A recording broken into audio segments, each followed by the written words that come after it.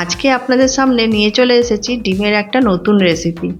তো রেসিপিটার নাম হলো ডিম পালক রেসিপি। এই শীতকালে এই ডিম পালক রেসিপিটা অসাধারণ লাগে খেতে। একবার হলেও এই রেসিপিটা বানিয়ে খেয়ে দেখবেন। তো আমি রেসিপিটা কিভাবে বানাচ্ছি আমার সঙ্গে দেখতে থাকুন। আর আমার ভিডিওটা আপনারা যদি ইউটিউব থেকে দেখে থাকেন তাহলে চ্যানেলটা সাবস্ক্রাইব করে বেল নোটিফিকেশন অন করে দেবেন এরকম আরও রেসিপি পাওয়ার জন্য। তো সবার প্রথমে আমি 4টে ডিম সেদ্ধ করতে দিই আর পরিমাণ মতো লবণ দিয়ে দিই, তাহলে খোসাটা ছাড়াতে সুবিধে হবে। তো ডিমটা যখন আমার সেদ্ধ হয়ে যায় তখন আমি সেটাকে ঠান্ডা জলের মধ্যে ডিমগুলোকে ঠান্ডা হতে রেখে দিই। ডিমগুলো যতক্ষণে আমার ঠান্ডা হচ্ছে ততক্ষণে আমি পালং শাকটা রেডি করে নিচ্ছি। তো পালং শাকটা ধুয়ে আমি ছোটো ছোটো টুকরো করে কেটে নিই। আর যখন জল ফুটে ওঠে তো তার মধ্যে ফুটতে দিই। এখানে আমি পালং শাকটা পুরোপুরি সেদ্ধ করব না, 3-4 মিনিটের মতো ফুটিয়ে গ্যাসের ফ্লেমটাই বন্ধ করে দেবো। আর দিয়েছিলাম আমি কাজু। তো যখন ফুটে ওঠে তখন আমি বরফ জলে পালং শাকগুলোকে ঠান্ডা হতে দিই।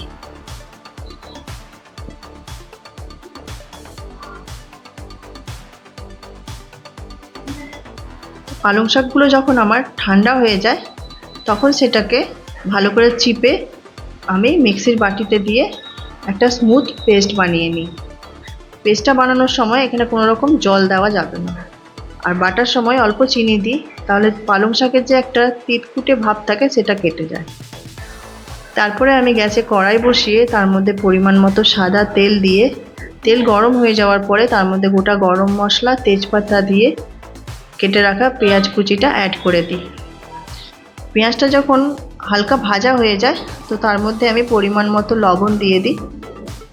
তারপরে দিই হলুদ গুঁড়ো, জিরে গুঁড়ো, ধনে গুঁড়ো আর কাশ্মীরি লঙ্কার গুঁড়ো দিয়ে হালকা নাড়াচাড়া করে আমি বেটে রাখা মশলাটা দিয়ে দিই।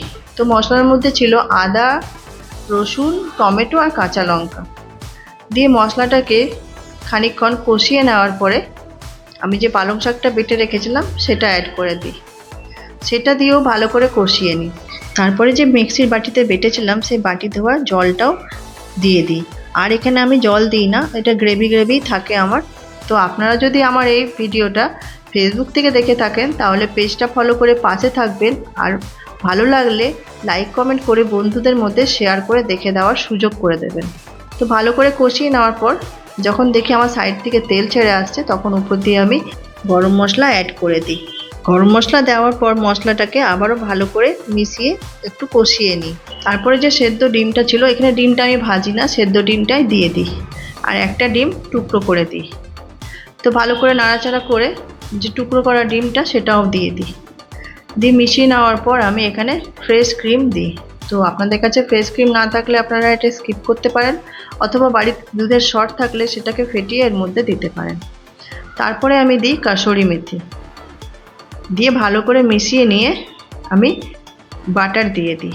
গ্যাসের ফ্লেমটা বন্ধ করে দিলাম, দিয়ে তৈরি হয়ে গেল ডিম পালক রেসিপি।